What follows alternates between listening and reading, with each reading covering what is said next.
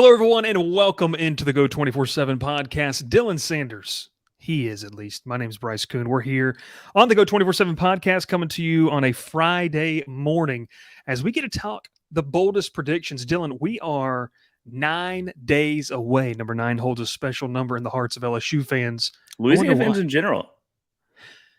Did you forget about the other number 9, Mr. Atlanta Falcons? I try to sometimes, but no, I respect him. You won't because he haunts you. He haunts me. He does. Obviously, number 9 holds a big special one there in the eyes and in the hearts of LSU fans as we get ready for Florida State in week 1 on that Sunday night. Going to be a lot of fun. But Dylan, today we're talking boldest predictions, and the way that folks got their questions in or their predictions in is you had to be subscribed to Go 24/7. It's a good reason so that you can interact with us. A lot of fun conversation over on the message boards. So here we go. Here's the format. Here's what we've done. All we needed you to do was subscribe and throw in some predictions. Dylan and I are going to rank these on a scale of 1 to 10. 10 being outlandish, 1 being the safest play ever. So, Dylan, I almost called you Glenn. Apologies. Glenn's not with us today. It's flattering, I know, but let's we'll go into it. First, from LSU fan 1909 over on the Go 24/7 boards, he says, according to this fan base, Jaden not winning the Heisman is bold. I'll go so far as to predict he averages less than 225 yards a game, and he says something about fall camp so far. I'm not sure what the whole thing was there, but let's get you into it.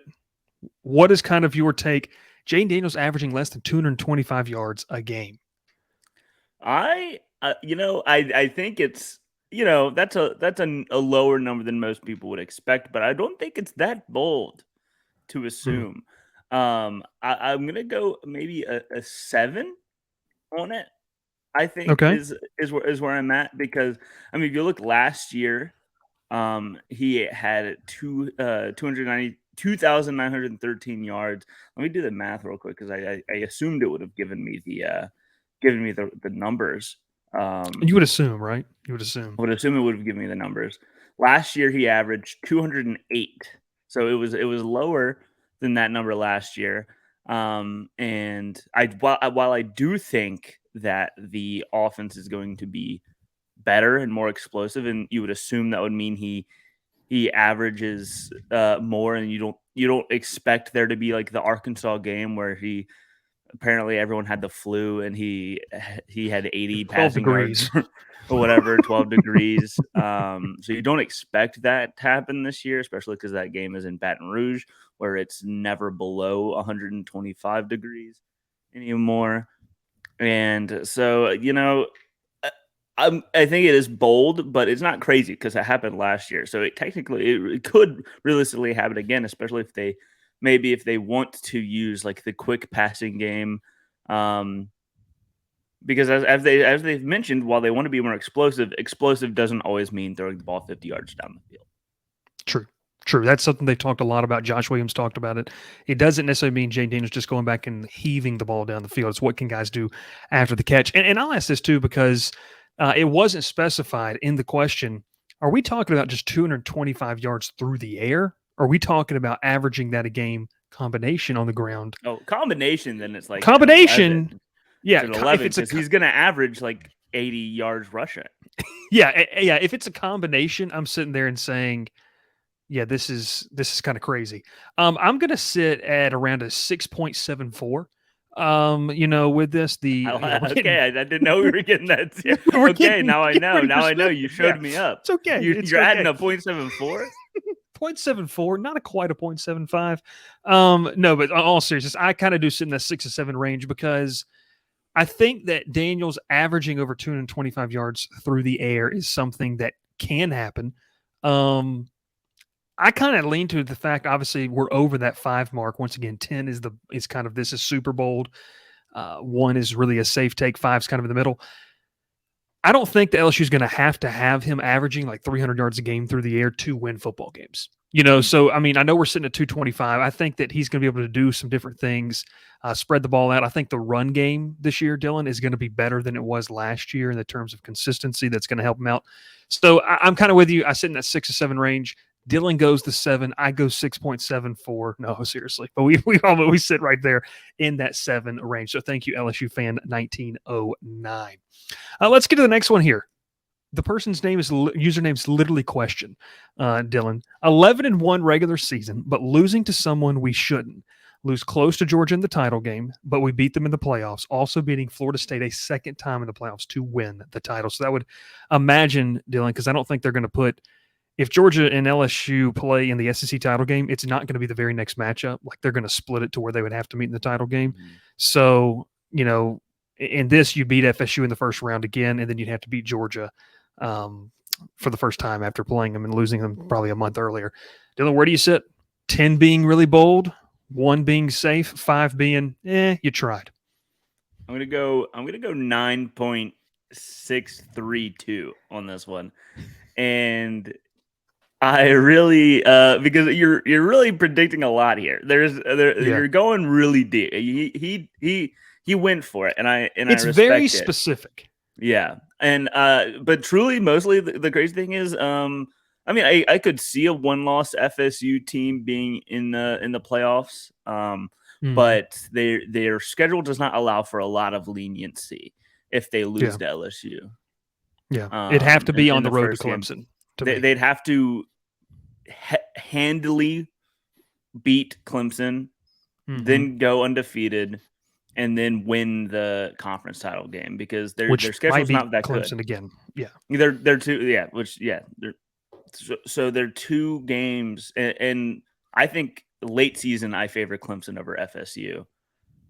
So I don't know about that. I could see early season with some growing pains in Clemson maybe, but late season I favor Clemson, and I'm a huge fan of Cade Klubnik, and that team in general now, as opposed to last season. So I think seeing FSU again and beating them twice in one season is going to be very, very difficult. And then beating Georgia in the playoffs is going to be very difficult. I could see the 11-1 regular season. I really can. Whether that be to, I mean, I guess you would assume that would be losing to Alabama, but maybe it's, you lose to Texas A&M again. I could. It's hard to go undefeated in the SEC West, especially with a team as volatile as LSU could be, like with their secondary. So 11-1 is the least, I think, outrageous part of this to me. Losing to someone who shouldn't. I forgot if you said that, but I agree with that. I think if you go 11-1, you probably do lose to. LSU likes to drop games randomly. And a clarification on this. Shout out to Troy. Hey, my best friend's birthday's today. Troy grad. I'm a Troy grad, technically. I'm a master's from Troy, so go Trojans. Oh my God, it gets worse it's and just worse. Wild. It gets worse and worse every time you reveal more information about yourself. Why are you here? From Columbus, Georgia, by the way, for folks that don't know. Listen, this is saying, too, that you would beat Bama and Florida State, losing someone you shouldn't, so whether that's in Arkansas, Ole Miss, Mississippi State, A&M, whatever. I'll go ahead and give mine on this, and we'll move to the next one because I know we're trying to get through these. I'm going to go a 9 or a 10 on this, but I think it's outlandish in the sense of maybe we kind of missed this when I first read it, but when you were talking, I read it again. If you go 11-1 in the regular season, drop a game to someone you shouldn't, and then you lose to Georgia in the SEC title, I don't think you're making the playoffs as a 2-loss team. The only way a 2-loss team is making the playoff in the SEC is if you win the SEC title game. To me, that like the situation last year, if LSU beats A&M and then beats Georgia in Atlanta, they're in the playoff. Like there's no questions about it as a 2-loss team. So I think the first half to me is completely unrealistic, which makes the second half just impossible in my opinion. So we'll kind of go with that one. Let's roll with the next one. Hoko Mojo over on the boards. Savion Jones upgrades the defensive end position with Ali Gay off to the NFL. Your quick thoughts there, Dylan. What are you giving this as a grade as? I'm gonna give it a 5.75. Ali Gay, fan favorite, one loves him, but he was not that great. Like he was good, and I would say it was mostly he was really good. Super productive, I guess we should say. Productive in the run game, not very productive in the passing game. At least that consistently.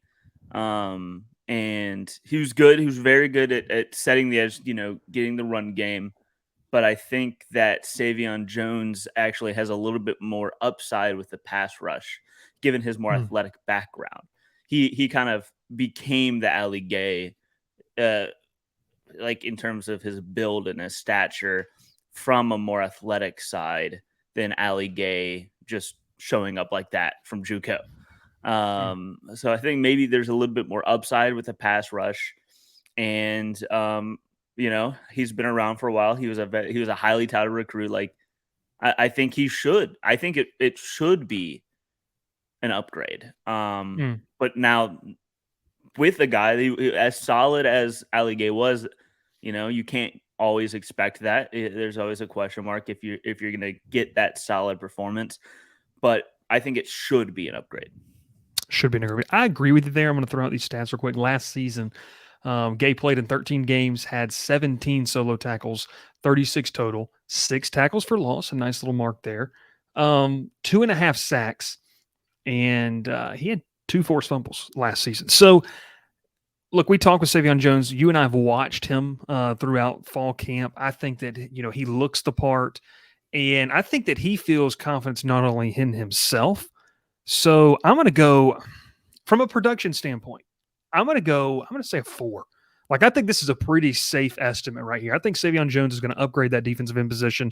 Which I may know be a surprise Glenn. to some people. It might be, and it might just be because of the just not really knowing a lot about the stats and the intricacies of what this position has looked at and I looked mean, like. while Savion Jones has been here for a couple of years, you don't really hear about him a lot. Exactly, and I think you will this year. I think Mm. that's kind of our prediction. So, real quick, we got a final 3 here that we want to run through. Dylan, those were your 3. Yes. You picked a great 3. I've got 2 absolutely hilarious ones, and I know they were sarcastic, and I just want to put them on the show. And then I've got one that I think that we really do need to talk about. So let's go first with one of our mods, LSU Tigers 76. The Tigers go 15-0, pass up the White House visit. Instead, they opt for a golf fishing trip with Sonny Ship, our recruiting guru. And then Daniels is selecting the first in the second round of the NFL draft. So I guess like pick 33, Jane Daniels is selected with that first pick. Hmm. I'll say this. First off, I love the first half of this. Like, it's absolutely hilarious. I'd like to be in on that fishing trip. Daniels selected first in the second round of the NFL draft.